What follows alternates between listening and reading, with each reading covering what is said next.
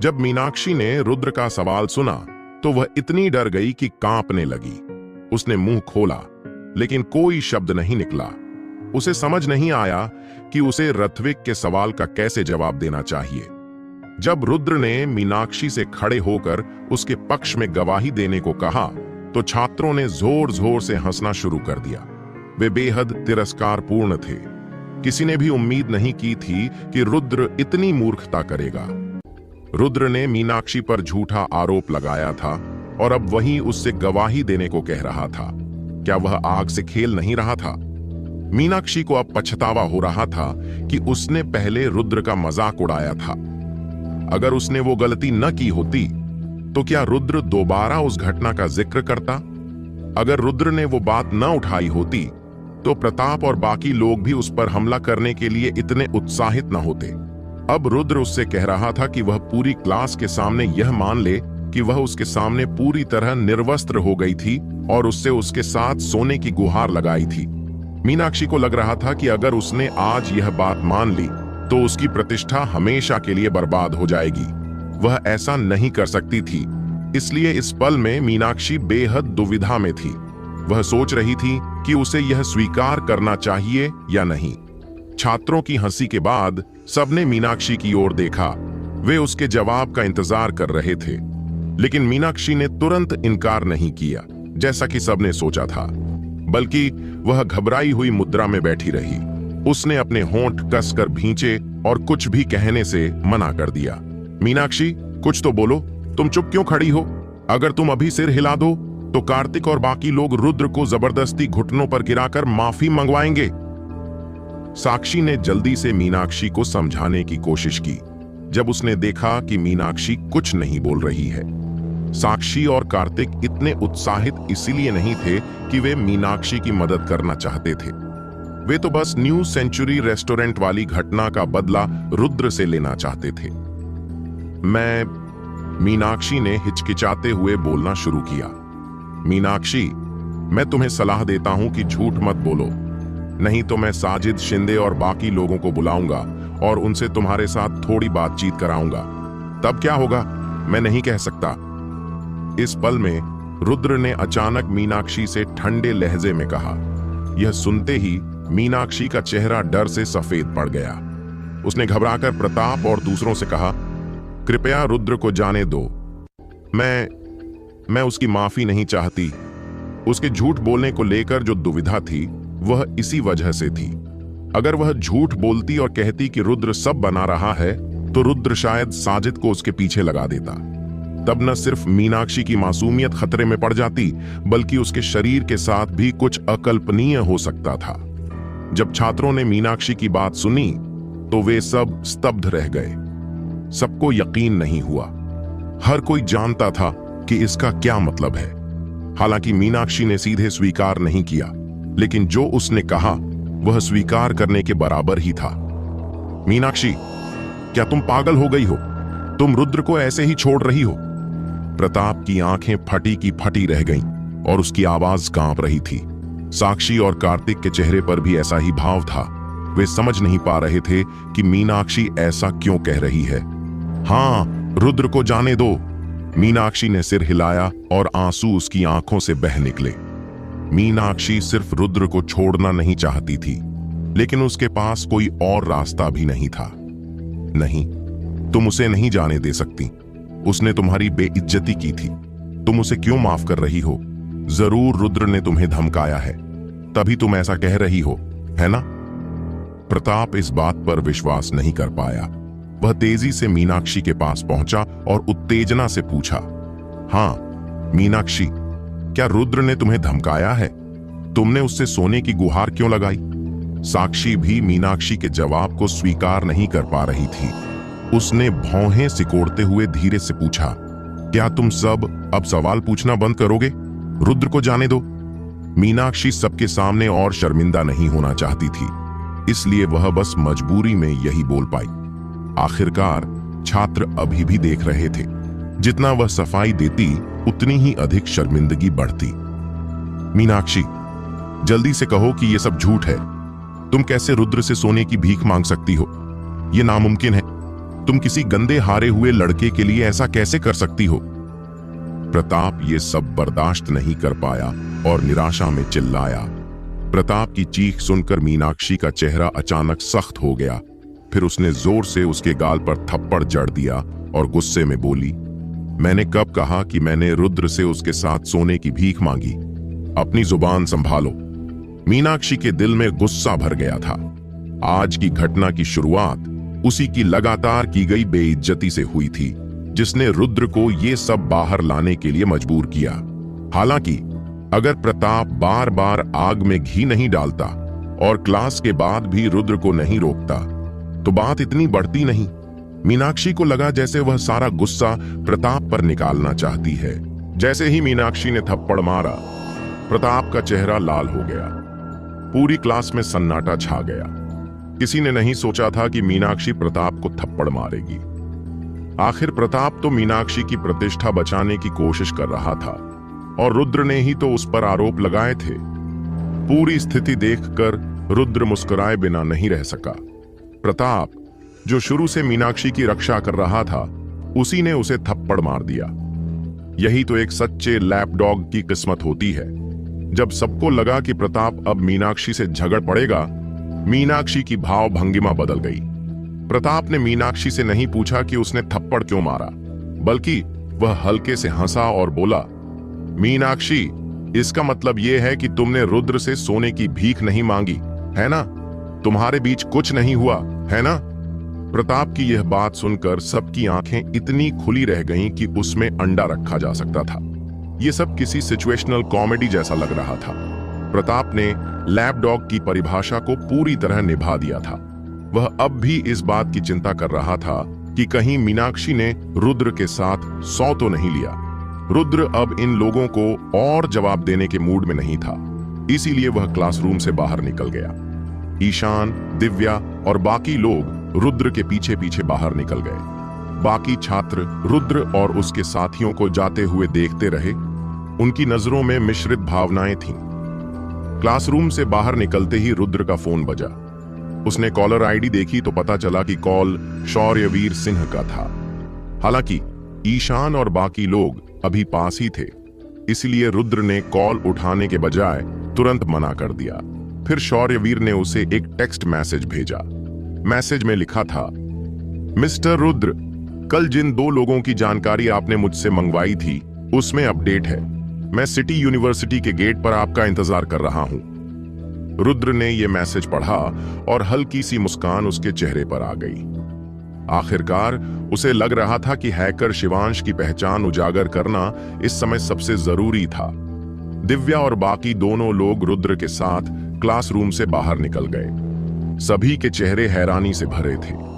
उन्हें यह समझ नहीं आ रहा था कि मीनाक्षी, जो हमेशा रुद्र को नीचा दिखाती थी, आखिर उससे एक रात साथ बिताने के लिए क्यों कहती।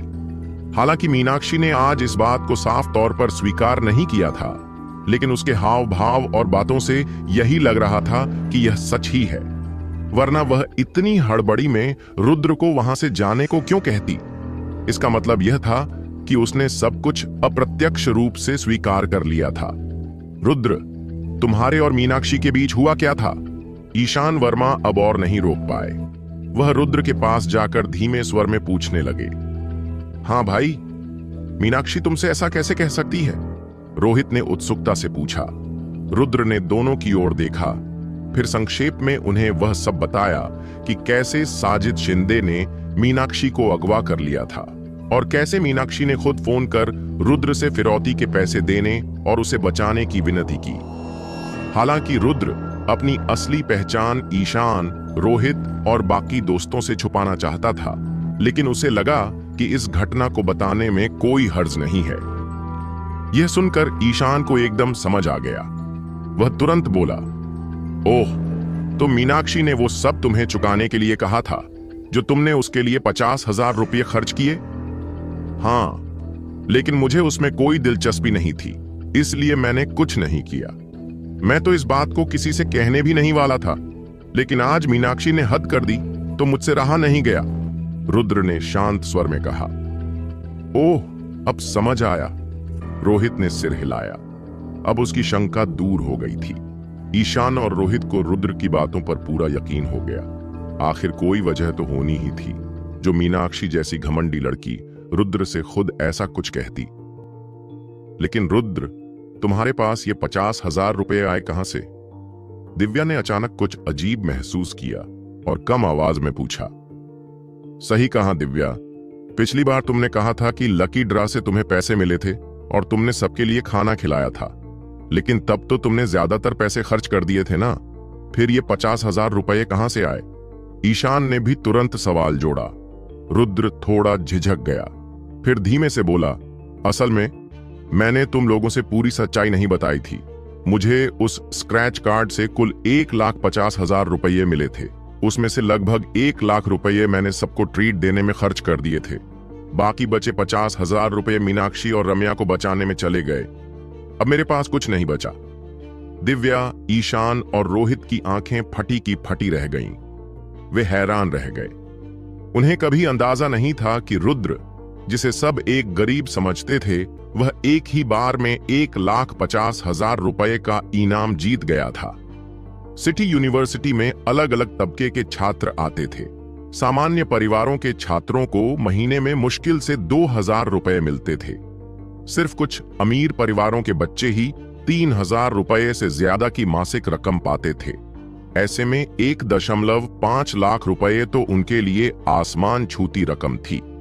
और हैरानी की बात यह थी कि रुद्र ने यह सारा पैसा लोगों को ट्रीट देने और मीनाक्षी व रम्या को बचाने में खर्च कर दिया। वे समझ नहीं पा रहे थे कि क्या रुद्र को पैसे संभालना नहीं आता या फिर वो जानबूझकर ऐसा कर रहा था। हालांकि वे ये नहीं समझ पा रहे थे कि रुद्र ने ये पैसे क्यों बर्बाद कर दिए, पर उसकी बातों पर उन्हें यकीन था। रुद्र, जब तुम्हारे पास इतने पैसे थे तो तुमने उन्हें बचाया क्यों नहीं? थोड़ा ब्याज भी मिलता तो तुम्हारी जिंदगी थोड़ी बेहतर हो जाती।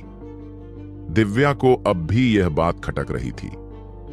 वो पैसा तो मेरे लिए एक बोनस जैसा था, चला गया तो क्या फर्क पड़ता है, रुद्र ने सहजता से कहा। पर वो पैसा तुम्हारे लिए बहुत काम का था। अगर तुम उसे खर्च नहीं करते तो आज तुम्हें डिलीवरी का काम नहीं करना पड़ता। तुम अच्छे कपड़े भी पहन सकते थे जिससे लोग तुम्हें नीचा नहीं समझते। दिव्या ने फिर से कहा, अगर मैं महंगे कपड़े पहन लूं तो क्या लोग मेरी इज्जत करेंगे? रुद्र हंस पड़ा और बोला, तुम बहुत मासूम हो दिव्या। लोग मुझे कपड़ों से नहीं, मेरी पहचान से नीचा समझते हैं। अगर मैं महंगे कपड़े पहन भी लूं तो they'll still think I stole them or picked them off the street। अगर मैं उन्हें सबूत भी दे दूं कि मैंने खरीदे हैं तो भी वे मुझे बेवकूफ ही समझेंगे, फर्क नहीं पड़ेगा। दिव्या चुप हो गई। रुद्र की बात में वाकई कुछ सच्चाई थी। लोगों की नजरों में तुम्हारी इज्जत इस बात पर निर्भर करती है कि वो क्या देखना चाहते हैं, तुम क्या पहनते हो उस पर नहीं। देखो, मैं आज भी फटे पुराने कपड़े पहने हूं, फिर भी तुम लोग मेरे साथ हो, दोस्त हो, और जो मुझे नीचा देखते हैं वो नए कपड़े पहनने पर भी मुझे वैसे ही देखेंगे। मुझे तो मेरे पुराने कपड़े अच्छे लगते हैं, किसी और की सोच के कारण मैं खुद को क्यों बदलूं? रुद्र ने दृढ़ स्वर में कहा। असल में मुझे भी लगता है रुद्र सही है। जब तक तुम अपने पहनावे से खुश हो और आत्मसम्मान में कोई कमी नहीं तो लोगों की सोच से फर्क नहीं पड़ता। ईशान ने मुस्कुराते हुए कहा, ठीक है, अगर रुद्र नए कपड़े नहीं खरीदना चाहता तो वो ये पैसा किसी और अच्छे काम में भी लगा सकता था। ऐसे बर्बाद करने की क्या जरूरत थी? दिव्या अब भी थोड़ा खिन्न थी। रुद्र समझ गया कि दिव्या उसकी भलाई के लिए ही बोल रही थी, इसलिए उसने कोई बहस नहीं की, बल्कि मोबाइल निकालकर समय देखा और बोला, देखो, मुझे अभी एक जरूरी काम है, मैं चलता हूं। यह कहकर वह सिटी यूनिवर्सिटी के गेट की ओर बढ़ गया। अब वह और बात करने के मूड में नहीं था। वैसे भी वह उन 1.5 लाख रुपये की परवाह नहीं करता था। आखिर वह अब दुनिया का सबसे अमीर आदमी बन चुका था, जिसने 10 ट्रिलियन रुपये की संपत्ति विरासत में पाई थी। ऐसे में 1.5 लाख रुपये उसके लिए कुछ भी नहीं था, बल्कि इस समय तो वह मीना की चिंता में डूबा हुआ था। और जहां तक कपड़े खरीदने की बात है, रुद्र ने पहले कुछ नए कपड़े खरीदे भी थे, लेकिन जल्द ही उसे पुराने कपड़े ही ज्यादा आरामदायक लगने लगे।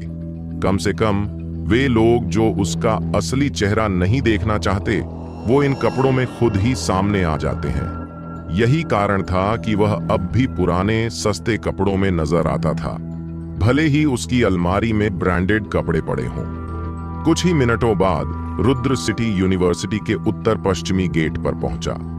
चूंकि इस गेट से बहुत कम छात्र आते जाते थे, शौर्यवीर सिंह ने जानबूझकर अपनी कार यहीं पार्क की थी ताकि दूसरे छात्र उसे रुद्र से बात करते हुए न देख पाएं। हालांकि शौर्यवीर दिखने में एक ताकतवर लेकिन मूर्ख आदमी लगता था, असल में वह बहुत ही सावधान था। शौर्यवीर ने काफी पहले ही नोटिस कर लिया था कि रुद्र जानबूझकर अपनी पहचान छिपा रहा है। गेट पर पहुंचते ही रुद्र ने जल्दी से शौर्यवीर की बेंटली को ढूंढा। उसने दरवाजा खोला और भीतर बैठ गया। मिस्टर रुद्र! शौर्यवीर ने आदरपूर्वक रुद्र का अभिवादन किया। जांच कैसी चल रही है? रुद्र ने बिना किसी भाव के पूछा। मिस्टर रुद्र, आइए बात शुरू करें मार्कोस से, जो कि ट्विच पर एक स्ट्रीमर है। वह काफी दिलचस्प है और मिस्टर रुद्र, हो सकता है आप उसे पहले से जानते हों। शौर्यवीर ने एक दस्तावेज निकाला और बात करते हुए उसे रुद्र को दे दिया। मैं उसे जानता हूं। रुद्र यह सुनकर चौंक गया। फिर उसने दस्तावेज को थामा। जब रुद्र ने दस्तावेज पर फोटो देखा तो वह आश्चर्यचकित रह गया। फिर हल्के से मुस्कुराया और बुदबुदाया, हाँ, मैं जानता हूं उसे। रुद्र ने वह दस्तावेज ध्यान से देखा जो शौर्यवीर ने उसे मार्कोस के बारे में दिया था। वह मुस्कुरा उठा। उसे लगा कि उसका और मार्कोस का रिश्ता तो जैसे किस्मत से जुड़ा है, क्योंकि मार्कोस और कोई नहीं बल्कि साजिद शिंदे था, जिसका पहले रुद्र से टकराव हो चुका था। हालांकि यह अच्छा ही था। जब तक शौर्यवीर आदेश दे दे, साजिद मीनाक्षी को परेशान करने की हिम्मत नहीं करेगा। मिस्टर रुद्र, क्या आप चाहते हैं कि मैं अभी आपको साजिद शिंदे के पास ले चलूं? शौर्यवीर ने धीरे से पूछा। इस तरह के आदमी पर समय बर्बाद करने की जरूरत नहीं है। बस इस मामले को संभाल लो। उससे कह दो कि आगे से मीना नाम की किसी फीमेल स्ट्रीमर को परेशान न करे, नहीं तो नतीजे भुगतने को तैयार रहे। रुद्र ने सख्ती से कहा। जी सर, शौर्यवीर ने तुरंत जवाब दिया। और हां, मेरी पहचान उजागर मत होने देना, समझे तुम? रुद्र थोड़ी देर रुका और फिर कहा, मिस्टर रुद्र, चिंता मत कीजिए, मुझे मालूम है क्या करना है। शौर्यवीर ने तुरंत जवाब दिया। अच्छा है। रुद्र ने हल्का सिर हिलाया और फिर पूछा, ओ हां, शिवांश का क्या हुआ? ज्यादातर काम हो गया है, लेकिन शौर्यवीर झिंझका। फिर एक मोटी फाइल निकालकर रुद्र को दी। फिर धीमे से कहा, लेकिन मुंबई में शिवांश नाम के 1000 से ज्यादा लोग हैं। असली वाले को खोजना काफी पेचीदा है। शौर्यवीर की बात सुनकर रुद्र को झटका लगा। 1000 से ज्यादा शिवांश। जब तक असली शिवांश मिलेगा तब तक वो मीना को बर्बाद कर चुका होगा। उस वक्त अगर रुद्र असली शिवांश को बेनकाब भी कर दे तो क्या फायदा? लेकिन मिस्टर रुद्र, आपकी दी गई जानकारी के आधार पर मैंने करीब 20 साल की उम्र के 50 शिवांश छांट लिए हैं जो मुंबई में हैं। देख लीजिए, क्या इनमें से कोई वो है जिसे आप ढूंढ रहे हैं? शौर्यवीर ने रुद्र की ओर देखा और कहा, 50? ये तो कुछ काम का आंकड़ा है। रुद्र ने राहत की सांस ली। शौर्यवीर वाकई उसे सस्पेंस में रखना जानता था, जैसे किसी रोलर कोस्टर पर बिठा दिया हो। राहत मिलने के बाद रुद्र ने जल्दी से फाइल ली और उसके पन्ने ध्यान से पढ़ने लगा। रुद्र के क्लासरूम से निकलने के बाद बाकी छात्र भी चले गए। आखिर घटना के केंद्र में तो रुद्र ही था। अब देखने लायक कुछ बचा नहीं था। छात्रों के चले जाने के बाद साक्षी, कार्तिक रायजादा, प्रताप और बाकी लोग मीनाक्षी के पास इकट्ठा हो गए। मीनाक्षी, तुम्हारा और रुद्र का क्या मामला है? क्या उसने तुम्हें धमकाया या उसके पास तुम्हारे खिलाफ कुछ है? साक्षी ने पूछा। उसे समझ नहीं आ रहा था कि आज मीनाक्षी इतनी अजीब क्यों बर्ताव कर रही थी और उसने रुद्र को यूं ही जाने क्यों दिया। उसने मुझे धमकाया नहीं, मैं उस पर 50,000 रुपए की कर्जदार हूं। मीनाक्षी ने मेज पर झुकते हुए थक कर जवाब दिया। तुम्हें रुद्र से पैसे उधार लेने की जरूरत क्यों पड़ी? साक्षी ने हैरानी से पूछा। कार्तिक, तुम्हें तो पता होना चाहिए क्यों? इस वक्त अब तक चुप रही रम्या अचानक खड़ी हो गई और कार्तिक पर चिल्ला पड़ी। रम्या, तुम्हारा क्या मतलब है? मीनाक्षी को रुद्र से पैसे उधार लेने से मेरा क्या लेना देना? कार्तिक ने अटपटे अंदाज में पूछा। जब साक्षी ने साजिद शिंदे को नाराज किया तो हम सब भी फंस गए थे। साजिद ने हमें अगवा कर एक प्राइवेट रूम में बंद कर दिया था। मीनाक्षी और मुझे वहां से बाहर निकलने के लिए 50,000 रुपए की जरूरत थी, लेकिन जब तुमने ये पैसे साक्षी को छुड़ाने में लगा दिए तब तुम्हें हमारी कोई परवाह नहीं थी। मीनाक्षी को पता था कि रुद्र ने हाल ही में स्क्रैच कार्ड से लॉटरी जीती है, इसलिए उसने उसे कॉल करके पैसे मांगे थे और उसी से हमें छुड़ाया गया। यही सब हुआ था, अब समझे? रम्या गुस्से में चिल्लाई।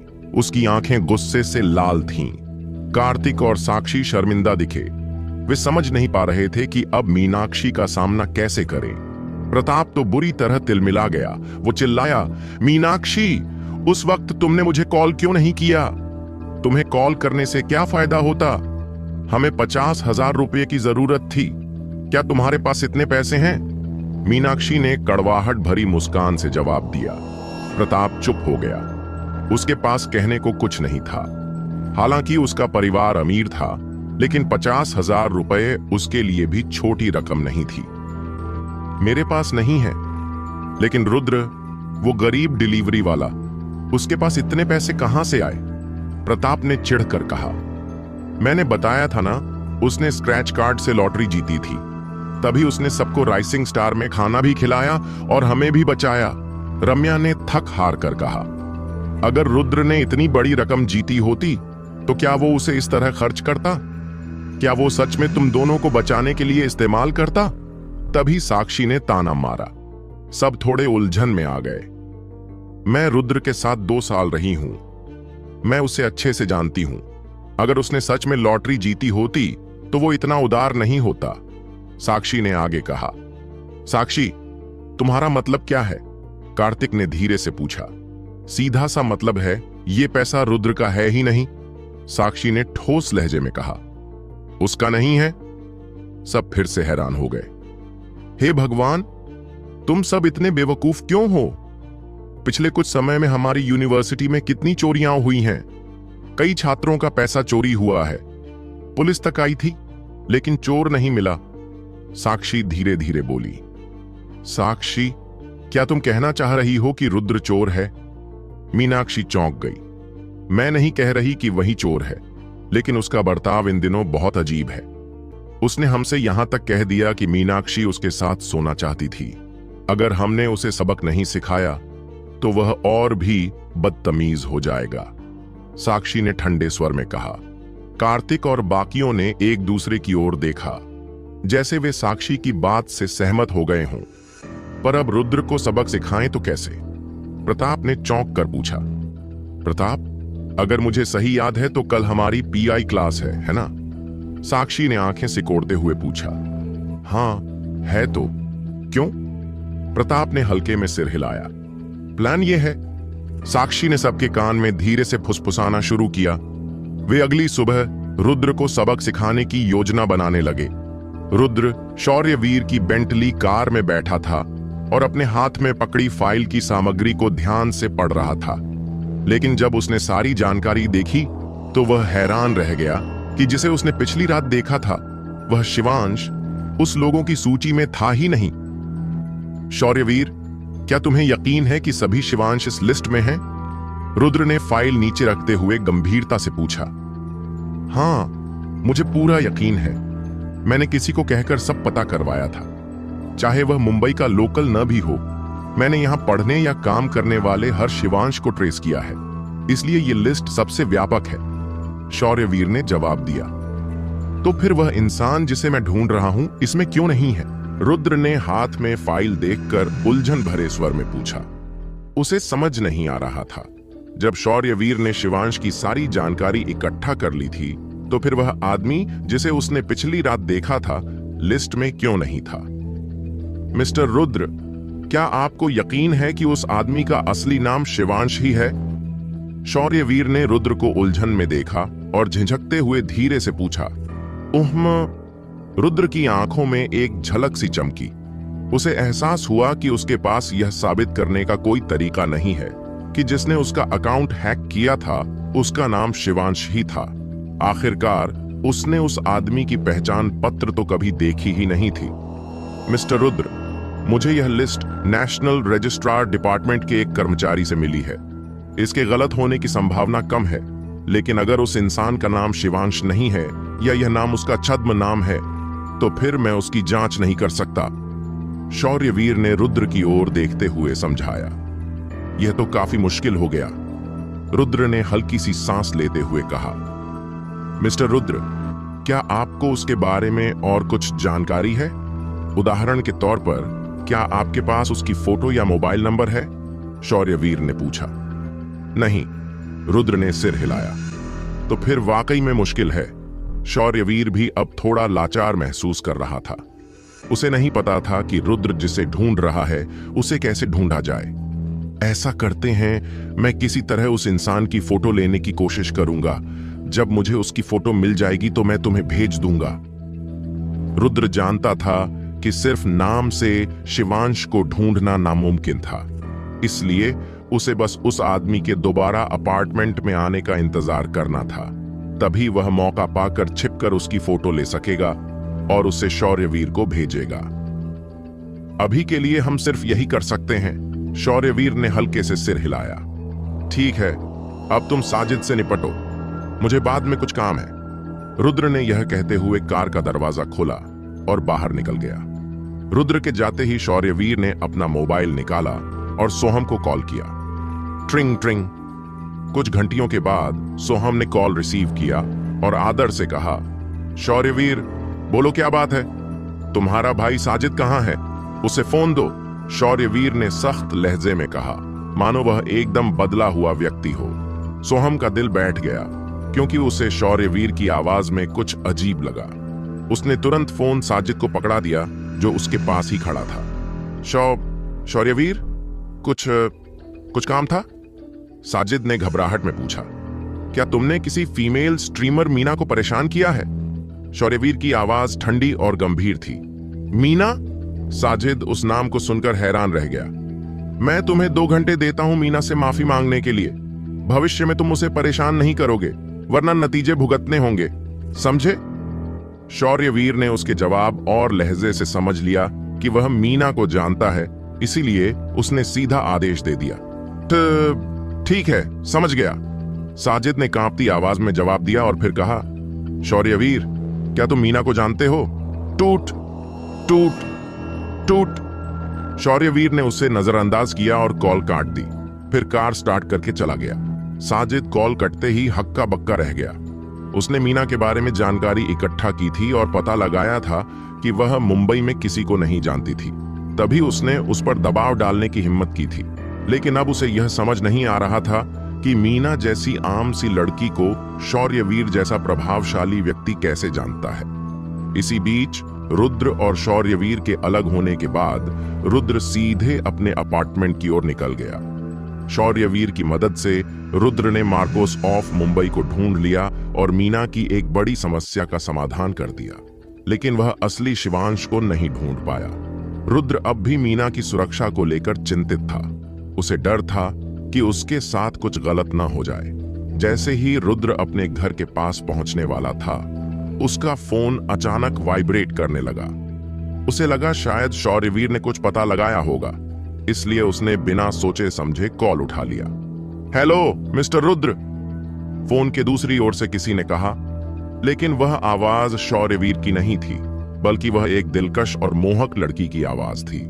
रुद्र ने तुरंत पहचान लिया कि यह कोई और नहीं, बल्कि वही शोरूम मैनेजर थी जिसने उसे शोरूम में अपमानित किया था। कविता सेक्सी और आकर्षक थी। उसमें परिपक्वता की एक विशेष आभा थी। वह एक खूबसूरत और प्रभावशाली लड़की थी। उसकी आवाज में वही परिपक्व मोहकता थी, इसलिए रुद्र ने उसकी आवाज सुनते ही पहचान लिया। तुम्हारे पास मेरा नंबर कैसे आया? रुद्र एक पल के लिए चौंका, फिर पूछा। मुझे तुम्हारा नंबर लिली शर्मा से मिला, कविता ने मीठी आवाज में जवाब दिया। ओह अच्छा, क्या बात है।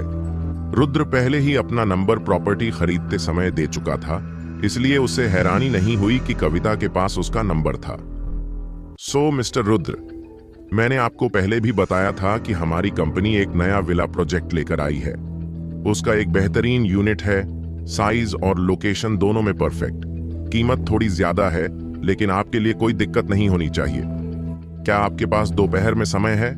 मैं आपको यूनिट दिखा दूं? कविता ने जल्दी से कहा। रुद्र ने थोड़ी हिचकिचाहट दिखाई। हालांकि उसके पास दोपहर में कोई काम नहीं था, लेकिन उसे मीना की सुरक्षा की चिंता थी, इसलिए उसका मन किसी प्रॉपर्टी को देखने का नहीं था।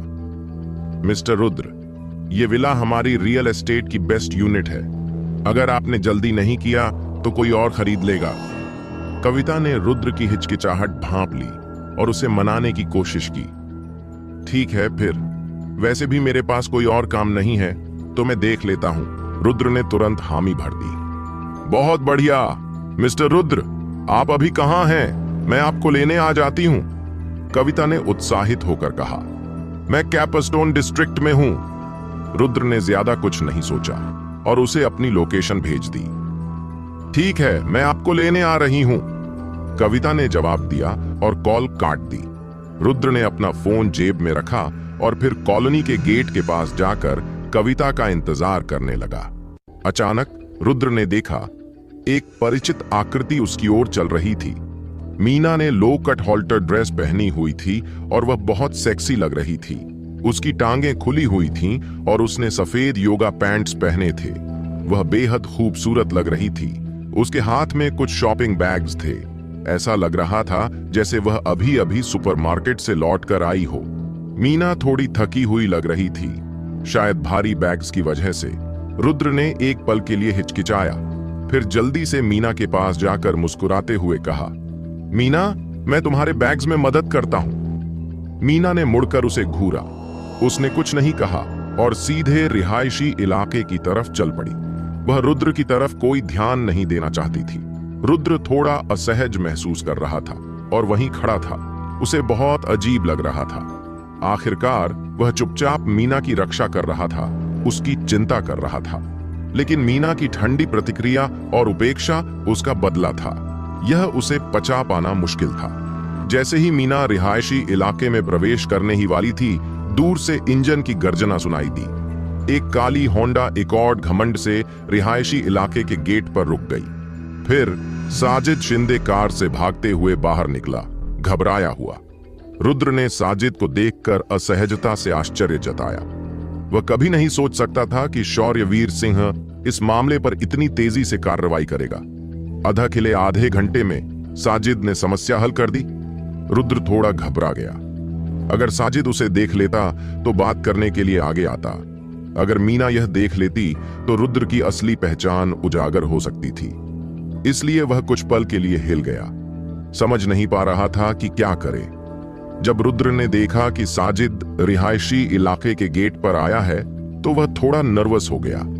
हालांकि रुद्र ने पहले मीना को बताया था कि वह ग्राइंड मास्टर है।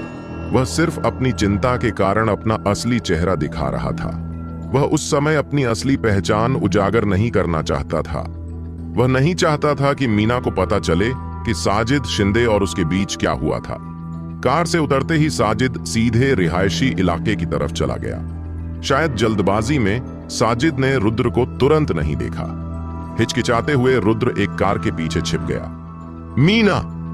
उस वक्त साजिद ने अचानक आवाज लगाई। जब मीना ने अपना नाम सुना तो वह चौंक गई और साजिद की तरफ मुड़ी।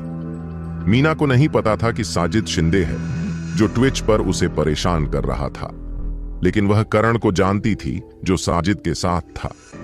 जब मीना ने करण को देखा तो उसकी आंखों में घबराहट की चमक आई। फिर उसने इंस्टिंक्टिवली रुद्र को रिहायशी इलाके के गेट पर देखा। आखिरकार मीना ने अभी अभी रुद्र को वहीं खड़ा देखा था। उसने सोचा कि रुद्र अभी भी उसकी मदद के लिए वहीं होगा। लेकिन जब मीना ने रुद्र को कार के पीछे छिपा देखा तो वह हैरान हुई। फिर उसके चेहरे पर तिरस्कार छा गया। वह देख सकती थी कि रुद्र कार के पीछे छिपा हुआ था, जबकि साजिद और करण उसे नहीं देख पा रहे थे। कल जब शिवांश को मारा गया तो रुद्र बिना कुछ कहे लिविंग रूम में छुपा था। अब जब करण मुझे खोजने आया है तो फिर से छुपा है। मैं कितनी अंधी थी जो मैंने रुद्र जैसा दोस्त बनाया। मीना ने निराशा से आह भरी। फिर वह मुड़ी और साजिद और बाकी लोगों की ओर बढ़ी। तुम मीना हो, है ना?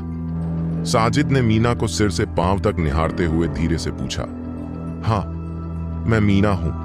मैंने कल रात सोचा कि जब तक तुम लोग मेरे और मेरे दोस्तों के लिए परेशानी नहीं पैदा करोगे, मैं ट्विच पर मार्कोस के साथ कॉन्ट्रैक्ट कर लूंगी। मीना को लगा कि वह कमजोर लड़की है और इन लोगों का सामना नहीं कर सकती, इसलिए वह झुकी। ठीक है मीना, मुझे लगता है कि तुमने कुछ गलत समझा है। साजिद ने मीना की ओर मुस्कुराते हुए कहा, मैं टिच से मार्कोस हूं। तुम मार्कोस हो? साजिद की बात सुनकर मीना की आंखों में हल्की उलझन आई। हां, मैं मार्कोस हूं। साजिद ने हल्के से सिर हिलाया, फिर कहा, मुझे लगता है हमारे बीच कुछ गलतफहमी हो गई है। पहले तुम्हें भेजना थोड़ा अनुचित था, इसके लिए मैं माफी चाहता हूं। साजिद ने यह कहकर गहरे से झुककर मीना से माफी मांगी। मीना हैरान होकर साजिद को देख रही थी। वह समझ नहीं पा रही थी कि साजिद, जिसने कल रात उसे धमकी दी थी, अब ऐसा बदल क्यों गया था। वह माफी मांगने आया था। जब करण और बाकी लोग साजिद को माफी मांगते देखे तो उन्होंने भी मीना से माफी मांगी। यह क्या है? मीना ने हैरानी से चिल्लाकर पूछा। मिस मीना, हमारा मकसद आपको डराना नहीं था। हम यहाँ माफी मांगने आए हैं। अगर आपने पहले कहा होता कि आप श्री शौर्यवीर सिंह को जानती हैं, तो हम कभी आपकी परेशानी नहीं करते, चाहे हमें कुछ भी हो जाए। साजिद ने मुस्कुराते हुए कहा। श्री शौर्यवीर सिंह? मीना पूरी तरह से चौंक गई, क्योंकि उसे पता नहीं था साजिद किस बारे में बात कर रहा है। मिस मीना, यह लो 50,000 रुपये। मैंने सुना है कि कल मेरे एक आदमी ने आपके दोस्त को चोट पहुंचाई थी। यह उसके मेडिकल खर्च के लिए है। भविष्य में आप ट्विच पर जो चाहो कर सकती हो। मैं अब आपकी कोई दिक्कत नहीं बनाऊंगा और न ही आपके साथ कॉन्ट्रैक्ट के लिए दबाव डालूंगा। साजिद ने यह कहते हुए मीना को 50,000 रुपये थमाए। फिर मीना के प्रतिक्रिया देने से पहले साजिद अपने लोगों के साथ वापस कार में बैठ गया। कुछ देर बाद काली होंडा अकॉर्ड रिहायशी इलाके के गेट से गायब हो गई। मीना हाथ में 50,000 रुपये लिए खड़ी थी। वह बहुत उलझन में थी। क्या यह शिवांश है? मीना अपने होश में आकर धीरे से बुदबुदाई। अधिक लोग नहीं जानते थे कि मीना और साजिद के बीच टकराव है। सिर्फ रुद्र और शिवांश को पता था। जब रुद्र ने देखा कि साजिद और उसके लोग आ रहे हैं, तो वह तुरंत छिप गया। मीना को लगता था कि जिसने उसकी मदद की वह रुद्र नहीं था। अगर सच में रुद्र मदद कर रहा होता तो वह सामने आकर तारीफ पाता। तो अगर वह रुद्र नहीं था तो यह शिवांश हो सकता है। आखिरकार जब वह कल रात गया था तो उसने कहा था कि वह पता लगाएगा कि कौन मीना को धमका रहा है। यह सोचकर मीना के दिल में गर्माहट हुई और उसका शिवांश के प्रति आभार बढ़ गया। वह शुरू में शिवांश की गर्लफ्रेंड बनने को लेकर संकोच करती थी, लेकिन अब उसे अपना जवाब मिल गया था। शिवांश हैंडसम, अमीर और बहुत अच्छा स्वभाव वाला था। सबसे खास बात यह कि वह समय आने पर उसका बचाव कर सकता था। वह रुद्र जैसा कायर नहीं था जो साजिद और उसके लोगों को देखकर कार के पीछे छिप गया था। मीना को यह सोचकर हंसी आई। पहले मीना को रुद्र का अच्छा प्रभाव था। भले ही वह थोड़ा गरीब था, वह अच्छा इंसान था। लेकिन अब सच में कहा जा सकता है कि किताब को उसके कवर से नहीं आंकना चाहिए। रुद्र ने देखा कि साजिद, शिंदे और बाकी लोग चले गए। फिर वह कार के पीछे से बाहर निकला। फिर उसने मुस्कुराते हुए मीना से कहा, वे लोग वे थे जिन्होंने तुम्हें कल धमकी दी थी, सही? अब जब उन्होंने तुमसे माफी मांगी है तो तुम्हें अब कोई खतरा नहीं होगा। मुझ पर खतरा है या नहीं, इसका तुमसे क्या लेना देना? मीना ने बहुत ठंडे अंदाज में जवाब दिया। जब रुद्र ने मीना की आवाज का लहजा सुना तो वह बहुत हैरान हुआ। वह सोच रहा था कि मीना अब खुश होनी चाहिए। तुम कार के पीछे छिपे क्यों थे? क्या तुम्हें लगा कि ये लोग मुझसे लड़ाई करने आए हैं, इसलिए तुम मुझसे जुड़े जाने के डर से डरे हुए थे? मीना ने घृणा भरी नजर से उसे देखा और बोलना जारी रखा। तभी रुद्र को समझ आया कि मीना ने उसे गलत समझा है। रुद्र कार के पीछे छिपा था क्योंकि वह डर रहा था कि साजिद उसकी असली पहचान उजागर कर देगा। लेकिन मीना के लिए वह एक डरपोक था जो किसी झंझट में पड़ने से डर रहा था। मैं छिपना नहीं चाहता था, रुद्र ने समझाने की कोशिश की। तभी अचानक एक BMW मिनी सड़क के किनारे रुकी। धड़ाम! BMW मिनी का दरवाजा जोर से खुला। सेक्सी और खूबसूरत शोरूम मैनेजर कविता BMW से बाहर निकली। उसने आसपास का जायजा लिया। जैसे ही उसने रुद्र को देखा, वह उसकी ओर बढ़ी। रुद्र ने कविता को देखते ही भौहें चढ़ा ली। वह अभी अभी साजिद से बचा था और अब कविता भी आ गई। लगता है अब छिपने का कोई रास्ता नहीं बचा। रुद्र जानता था कि अब उसकी असली पहचान छिपाना बहुत मुश्किल होगा। जब तक कविता उससे बात करती रहेगी, मीना को कुछ शक होगा। तब तक रुद्र अपनी पहचान छुपा नहीं पाएगा। कैपस्टोन इलाके के प्रवेश द्वार पर BMW से उतरते ही कविता सीधे रुद्र के पास आई। कविता आज बहुत आकर्षक लग रही थी। उसके लंबे काले बाल उसके कंधों पर आराम से लटके हुए थे और उसकी कमर तक पहुंचते थे। उसका आकार सेक्सी था और उसकी लंबी टांगें चिकनी और सुंदर थीं। उसकी तरफ से नजर हटाना मुश्किल था। चेहरा बिल्कुल बिना मेकअप के भी फ्लॉलेस था। वह लंबी, वोलप्चुअस और आकर्षक थी। उसने काला प्रोफेशनल आउटफिट पहना था जो उसके लगभग परफेक्ट फिगर को और निखार रहा था। उसमें एक परिपक्व आभा थी, लेकिन इस आउटफिट में वह और भी ज्यादा मोहक लग रही थी। उसकी आम हरकतें भी आकर्षक थीं। उसे नजरअंदाज करना मुश्किल था। मिस्टर रुद्र, कविता ने उत्साह से हाथ हिलाते हुए कहा। जब मीना ने कविता का रुद्र को ऐसा संबोधित करते सुना तो उसकी आंखों में उलझन की चमक आई। वह समझ नहीं पा रही थी कि BMW से उतरने वाली यह लड़की रुद्र को इतना आदर से क्यों बुला रही थी। रुद्र ने कविता को देखा और मजबूरन मुस्कुराया। फिर वह मीना से फुसफुसाया, मेरा दोस्त मुझे लेने आया है, मैं अभी जा रहा हूं। तुम्हारा दोस्त? मीना ने उस सेक्सी और आकर्षक लड़की कविता को देखा और भी ज्यादा कंफ्यूज्ड हो गई। मीना भी लड़की थी। वह जानती थी कि कविता के कपड़े और गहने सस्ते नहीं थे। शायद कविता का एक झुमका भी रुद्र के सारे कपड़ों से ज्यादा कीमती था। गरीब लड़के रुद्र को ऐसे लड़की कविता कैसे पता? हाँ, मेरा दोस्त है। रुद्र ने हल्का सा सिर हिलाया। वह अब मीना से बातें जारी रखने के मूड में नहीं था।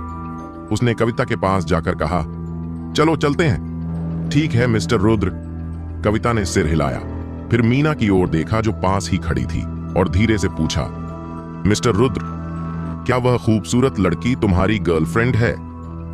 नहीं, रुद्र ने सिर हिलाया। अच्छा। कविता ने सोचते हुए सिर हिलाया और फिर ऐसा कदम उठाया जिससे रुद्र और मीना दोनों हैरान रह गए। कविता ने रुद्र की बांह को अपने हाथों से गले लगा लिया। रुद्र कविता के इस कदम से चौंक गया। एक पल के लिए वह उसे दूर करने की सोच भी नहीं पाया। कविता का इरादा साफ था। वह चाहती थी कि मीना उनके बीच की नजदीकियों को देखे और सोचे कि वे दोनों कपल हैं। मीना को रुद्र सिर्फ एक गरीब लड़के के रूप में जानती थी, लेकिन कविता जानती थी कि रुद्र मुंबई के अमीर लड़कों में से एक था। अगर कविता इस मौके को पकड़ सके तो उसका अमीर परिवार में शादी करने का सपना जल्द पूरा हो जाएगा। कविता कई सालों से अमीर परिवार में शादी करने का सपना देख रही थी,